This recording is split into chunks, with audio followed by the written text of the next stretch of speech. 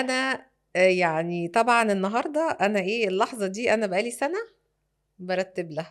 إن أنتِ النهارده لمّا تحبّي تدّي، أنتِ بتسعدي ذاتِك بهذا العطاء. يعني هل أنتِ مثلًا كنتِ متوقعة إن الcoach ده لازم مثلًا يكون شخص ما بيزعلش خالص، ما بيتضايقش خالص، أؤمن أن الصديق هو طبيبِك النفسي. دكتور الجراح لمّا بيتعرّض لإصابة بيروح لجراح تاني؟ هو ده الرزق الحقيقي للإنسان. حاجتين في بينهم توافق، هو دي نقطة العبور للحلول والراحة صح. والسلام. الحياة قاسية جدًا، يعني هي على الجميع قاسية بدرجات. الاتصال بالروح والاتصال بالله عز وجل. وأنتِ بتقولي لي إحنا كإننا تبادلنا الأدوار، كإننا إحنا حصل لنا حالة اتصال، تواصل، وده فعلًا ده دور الlife coach على فكرة.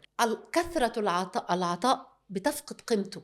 أنت مش لازم تشرب البحر كله عشان تعرف إنه مالح، يعني عشان أنا شربت البحر كله، طب فبالتالي أدركت إنه مالح بعد ما شربت البحر كله. ده راجل معطاء، دي ست معطاءة، إمم. فنقول دي عندها مشكلة كبيرة، أنا كcoach بقى أقول دي عندها مشكلة كبيرة، إمم. فيقولوا لي عندها مشكلة عشان هي عندها عطاء، أيوه طبعًا. كنت معاها عطاء مُفرط. طب هي ليه كان عندها حتّة الغِل دي منّي، مع إني ما أثرتش ده بأي شكل؟ وعشان كده أنا باقول للناس إن أنتم ممكن تكونوا معالجين لنفسكم، ولكن برضه في حالة الاتصال.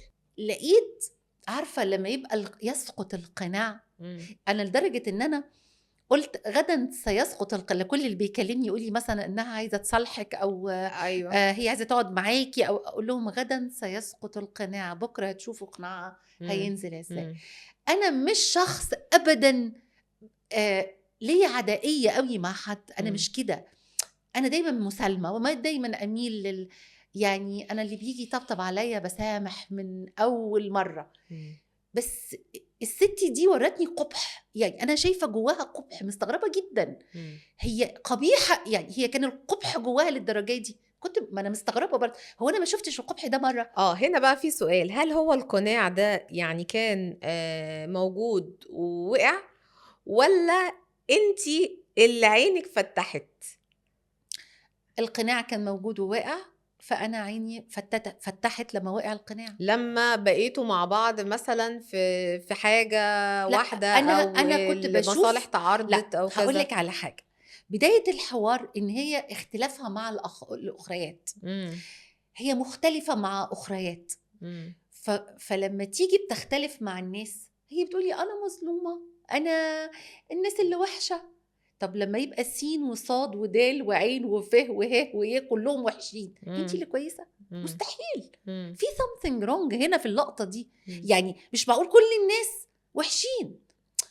أنا برضه لم أتحرّى، ما رُحتش دوّرت ورا الكلام اللي هي قالته لي هي صادقة والّا مش صادقة. إمم. في كمان عيب خطير أوي يا دينا، إمم. أنا بانصح كل المشاهدين إنهم ياخدوا بالهم منهم أوي، إمم. ياخدوا بالهم من النقطة دي. اللي هتتكلم على الآخرين هتتكلم عليكِ. ده حقيقي. يعني لو أنا كعُلا جيت قُلت لِك فلانة وكذا، كذا، كذا، كذا، علانة كذا، كذا، كذا، تلتانة كذا، كذا، كذا، إمم. وحكيت لِك أسرار تخُص الأخريات الشخص ده. وهُم استأمنوا عليها، أيوه. علشان مثلًا أكسب وِدِّك أو صداقتِك أو أعرّفِك إنِّك أنتِ بقى أقرب واحدة ليّا، فباخُصِّك بكل الأسرار. إمم. ثقي إن هذه المرأة غير أمينة، إمم. لإن هي بتاخد ده كوسيلة من التباكي والاستعطاف العجيب. إمم. عندها كده حتّة تباكي واستعطاف بشعة، إمم. بشعة. إمم. وأنا كنت إلى حدٍ ما امتزت بسطحية في ده فهمها عمل أو في معاكِ ده إدراكها. عمل معاكِ عُلا ألم turning نفسي، point؟ ألم نفسي. وبعدها قررت إن أنا ما قبل هذه المرأة وما بعد هذه هل أنتِ المرأة. مؤمنة إن لازم بعد كل يعني علقة إمم. بناخدها إمم. إن إحنا بنتطور، بنبقى أحسن؟ طبعًا. لإن أنا دايمًا باشوف إن إحنا يعني دايمًا كده الضربة اللي تيجي لِك وتوجعِك أنتِ لازم تستخدميها لصالحِك، طبعًا. لازم، لازم. طبعًا. طبعًا. فأكيد أنتِ مرّيتِ في حياتِك ب ب ب بحاجات زي كده كتير، بس يمكن يعني خلّتني أقول إمم. إنه، يعني هاقول بيت شعر كده: إمم. كم علّمته رمي السهام فلما إمم. اشتد ساعده رماني. اوكي. وكم علمته نظم القوافي فلما قال قافية هجاني. أول ما علمته إزاي يكتب الشعر، أول بيت شعر كتبه شتمني. تديله صباعك ياكل ياخد دراعك، دراعك. اتقي شر من أولا أحسنت ازاي انت عارفة إليه. تعملي الميكس اللي انت فيه دلوقتي ده؟ يعني انت شفتي، انا مش بقول لك انت دايما يعني بتلهميني، انت اهو انا دي الحبكة بقى اللي انا عايزة الناس تاخد بالها منها. انت وانت بتتكلمي بتلقائية، انت دلوقتي رحتي عملتي حاجتين، قلتي بيت شعر وقلتي مثل شعبي احنا بنقوله واحنا قاعدين في الكافيه عادي جدا. ازاي انت عارفة لسه تمسكي الحتتين دول؟ لان بالنسبة لي ده صراحة اختراع. لأني أنا علا جزء كبير مني شاعرة وكاتبة، جزء كبير مني زوجة وأم، جزء كبير مني صديقة وجارة لجارتي، جزء كبير مني الحمد لله كنت ابنة بره بأبي وأمي، جزء كبير مني كنت مع اخواتي انا الكبرى، فيعني علاء اكبر مني، الدكتور علاء اخويا اكبر مني، بس احنا الكبار، ولنا اخ واخت صغيرين كان اصغر مننا على الاقل. كل ده خلاني احس انه انتي مجموعة من الاجزاء، انتي مش جزء واحد على فكرة، انتي مجموعة من الاجزاء، كل جزء بيطلع منك طالما حبل الصدق ممدود فيما تقولين هتلاقي نفسك بتعبري بكل الأوجه. هيغلب عليكي انتي معايا ساعات بيبقى موضوعنا بسيط جدا ونبقى قاعدين بنشرب فنجان قهوة، الاقيكي تقولي لي علا كذا كذا، بحسك بقيتي في الجزء ده بتنصحيني نصيحة ليا، في جزء تاني بنضحك على الموقف اللي احنا عملناه. أيوه. فهو انتي مجموعة من الأجزاء لابد من التناغم بينهم، لو غلب جزء على جزء يدينا هنا الفشل. طب ليه الناس دلوقتي بقت متمسكة بان هي تكون لون واحد، يعني شكل واحد؟ ليه الناس دلوقتي مش يعني مثلا ايه، احتك بناس او اسمع مثلا مشكلة، لا احنا المشاعر دي مفيش مشاعر، او المشاعر مفرطة، او مثلا لا انا بقيت احب العزلة، او لا انا بحب الاجتماعيات وبحب السوشيالايز. ليه الناس ما بقتش عارفة تدمج ما بين ان احنا ممكن نكون كل حاجة، احنا ممكن نكون فرح وزعل ومشاعر وعدم مشاعر. هقولك اكستريم الاشياء مزعج. يعني لدرجة اعتقد انه في علم النفس حاجة اسمها اضطراب الشخصية الحدية، اللي هي حدة الفرح حدة الزعل. ما هو القوي ده مزعج. فانتي القوي في الانفراط سواء كان الفرح او الحزن، او يعني تخيلي انا هحكي لك كل يوم ديك رومي، مستحيل هيتيجي عليكي وقت مش قادرة تشوفيه. فهو اتزان الاشياء لطيف، ولكن مش معناه ان تكوني رمادية اللون. انا ضد اللون الرمادي، انا لوني ابيض او اسود. لكن المشاعر يعني الاشياء لو انت عاقبتي قوي هتؤلمي قوي. طب ما نعاقب جزء من العقاب وتوصلي الرسالة بجزء من العقاب. بس انت عارفة طبعا انا دايما بشجعك على المنطقة الرمادية دي، مهمة. انا حاولت اعملها، انا ما عرفتش. هقولك على حاجة، انت حاولت بتشجعيني عليها علشان انا بحتك في حياتي العملية. ايوه. فانت عايزة تقولي لي يا علا يعني خليكي في الجزء الرمادي مع الآخرين، لأن دول زملاء عمل مثلا. بالزبط. مش مرغمة على ان انت تعيشي معاهم بشكل كامل بمشاعرك. بالظبط. طب انا عندي مشكلة، انا اللون الرمادي بيزعجني. تخيلي حتى في الالوان، انا ما بقربش قوي من اللون، بحبش الالوان اللي هي بلا شخصيه، بحب الالوان اللي ذات شخصيه.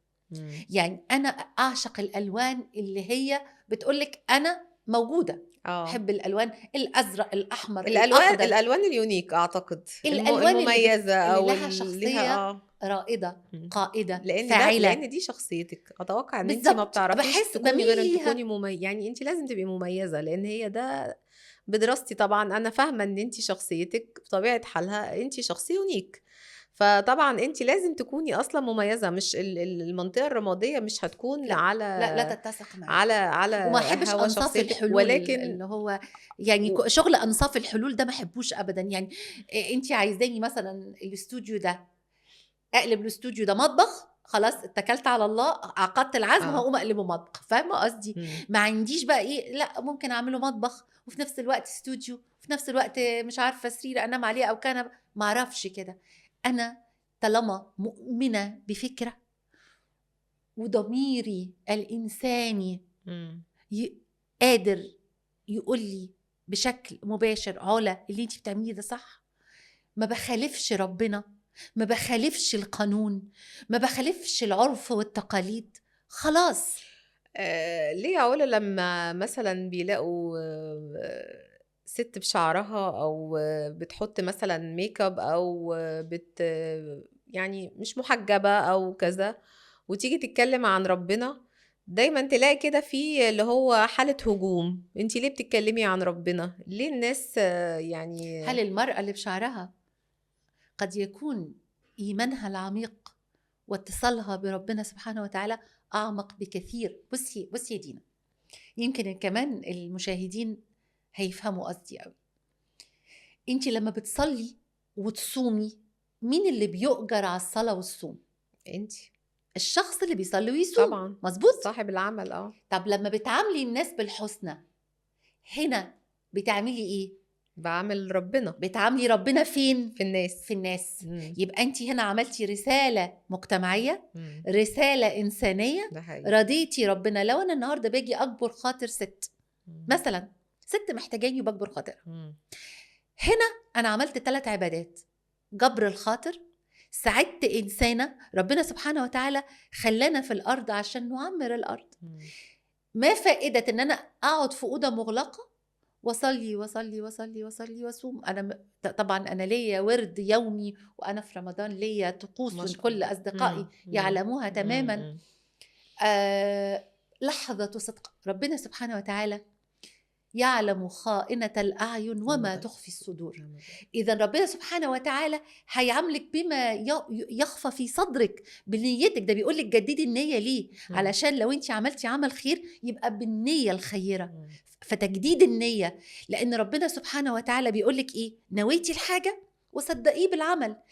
هل ارتداء يعني طرحة؟ أنا مش ضد ارتداء الطرحة طبعا، أنا مع ارتداء إن المرأة إذا استطاعت أن ترتدي طرحة طبعا أهلا وسهلا، ده يعني. لكن أنا مش ده القصة إنه لا تتمسكي بالمظهر وتتركي الجوهر. مم. يا ستي ما تخليكي في الجوهر الأول وبعدين استكمليه بالمظهر، لكن لا تبحثي عن ظاهر الأشياء وتتركي الباطن مغترب. مم.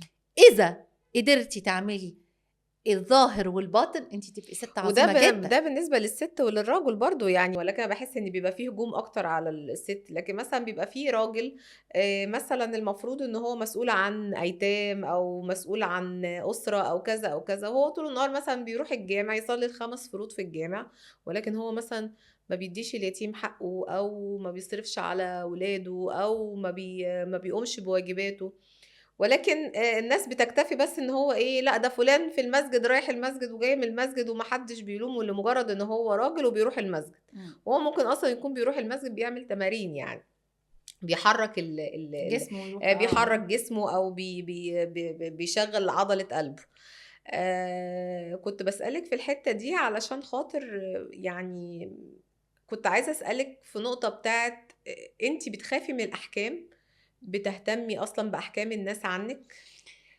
بصي انا بهتم عموما بالناس. انا شخص بيهتم بالناس بطبيعتي، يعني ما اعرفش ليه. انا مع اني انا ده مش افضل حاجه يعني، بس انا احب دايما يعني الناس تبقى مبسوطه حواليا، راضيه، ده واكل، ده مبسوط، القعده دي مريحاكي، تشربي قهوه، مش عارفه. حتى دايما صاحباتي لما يجوا لي البيت، صديقاتي، يبقوا منزعجين مني جدا. اقعدي خلاص، أيوة اللي عايز حاجه هيقوم يعملها، انت ما تبقيش كيرنج قوي كده. طبيعتي جزء من تركيبه شخصيتي الاتقان. فدايما عايزه الناس اللي هي تجيلي مبسوطه، يخرجوا مبسوطين واخدين ضيافه كامله متكامله وسعداء ورفه عنه. طبيعتي فيها الاتقان جزء من تركيبتي.